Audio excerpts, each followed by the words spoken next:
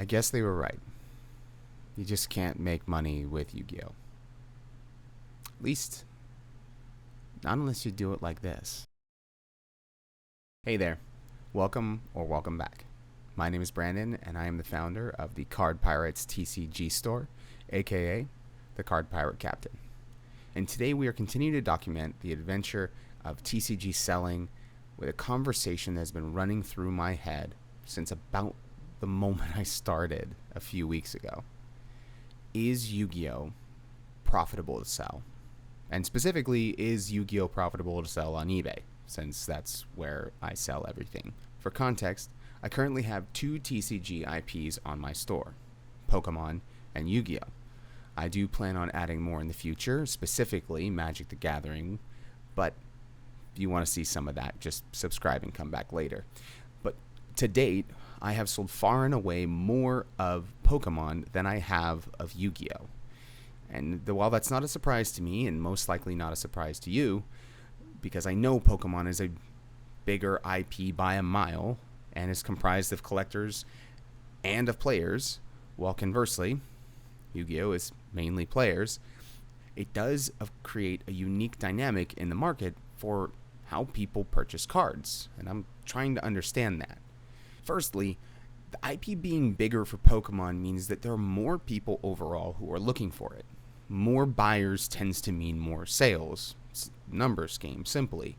But secondly, the large amount of collectors that Pokemon has tends to lend itself to people buying from all eras of the game more easily than just one. Since a card doesn't have to be playable, and every Pokemon has its own little micro fan base, then every card has a real chance to sell. It doesn't matter if it's from the first, second, or 10th generation of Pokemon.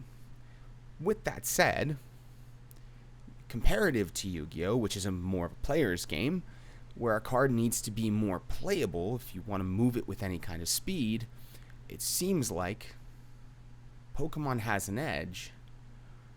But don't get me wrong, I know there's plenty of collectors in the Yu-Gi-Oh! Space, and I'm not saying that a non-playable Yu-Gi-Oh! Card won't sell. I'm just saying that the audience is smaller. And as such, a non-playable card is liable to sit for longer, because it takes a more particular buyer who specifically wants that card to come calling for it. Otherwise, it won't move. But as I said before, Yu-Gi-Oh! Has fewer of those people, so the numbers game does not lend itself to Yu-Gi-Oh!'s favor.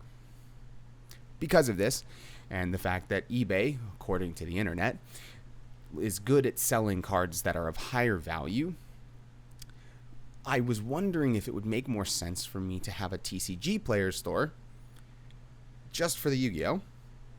And then leave the eBay for Pokemon.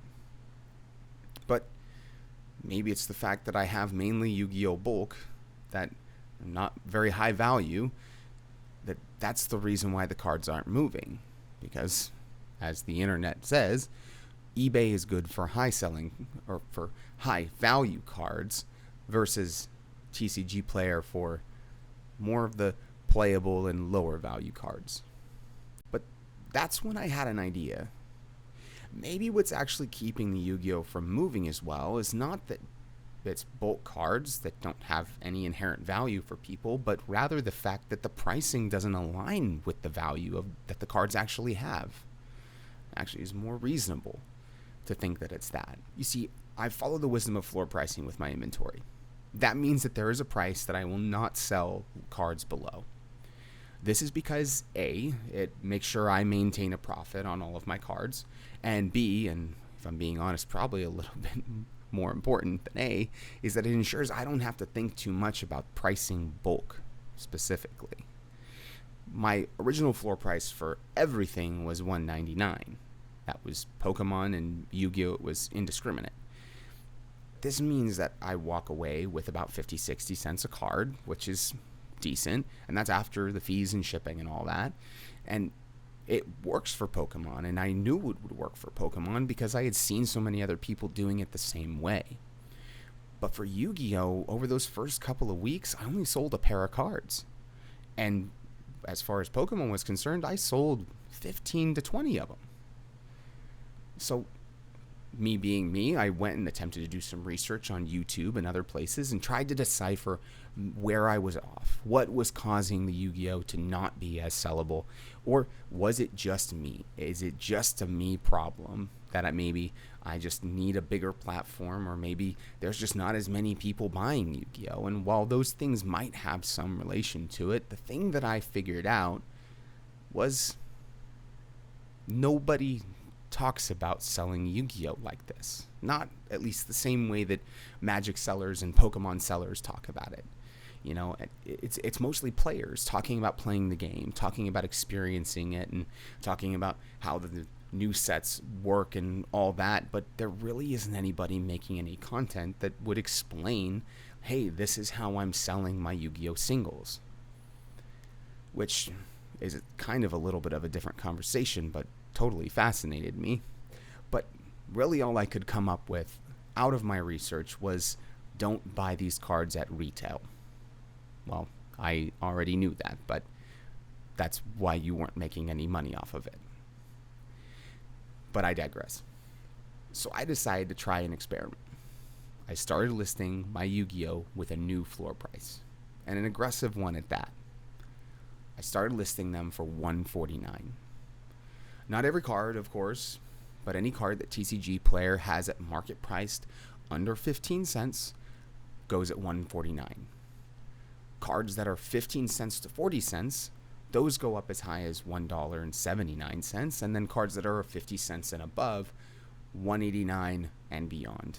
And of course, they start getting into basing it off of the market price directly, just like I do with my Pokemon listings.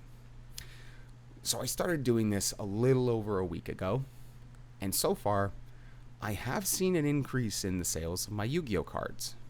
See, prior to this change, I had sold, I believe it was 4 exact cards, and to be honest, not even any of them were at the floor price, which would indicate to me that these cards, I was correct in marking up their value. Someone found them valuable for those prices and purchased them. But the fact that I hadn't really sold any for the floor price, except for maybe one, told me everything I needed to know about that floor price. It wasn't working. So I made the adjustment, and since I did that, I have now sold more than twice as many Yu-Gi-Oh! Cards in just over a week's time. And that's technically kind of including the holiday that we just had, where there wasn't a lot of money getting thrown around, at least in the card business. This leads me to wonder, is this a price influence change in my sales?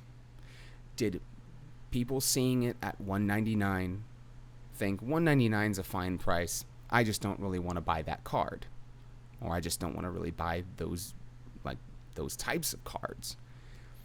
Or is it that dropping the price now means, oh, well, that's cheaper than everybody else, so I'll buy that?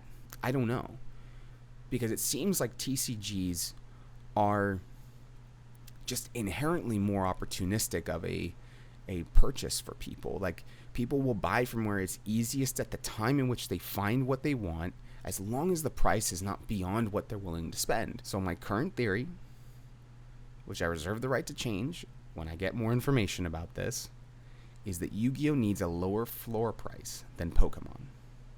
Which also makes me curious, is Magic the Gathering going to be different?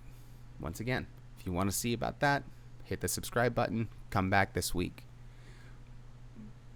But maybe every card game is a little bit different, and the value of certain cards within that game are a little bit different from each other. TCG as a category gets branded globally by the masses as something that is all the same.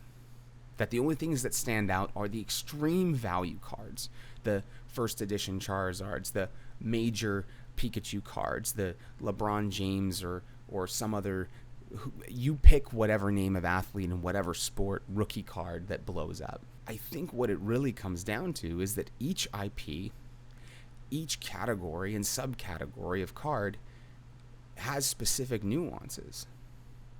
And I learned, and am still learning, that through this process I need to approach the market for each game with curiosity, pointed at discovering what works best for each space, and not broadly just saying, hey, everything I'm going to buy is going to be the same price, and then I'm going to sell at the same price and just put it on autopilot and call it a day. Because the reality is that Pokemon is not Yu-Gi-Oh! Yu-Gi-Oh! Is not Magic. Magic is not One Piece. And One Piece is not anything else. None of them are. You have to intentionally review the market, make adjustments based off of how each card game is being purchased and sold at that given time. That makes perfect sense. And if you're unwilling to do that, then, well, yeah, you would be right. Yu-Gi-Oh! Is not profitable. Unless you're willing to learn how to do it. But anyway, if card treasure is what you seek, consider sailing with the pirates next time. Card Pirate Captain, out.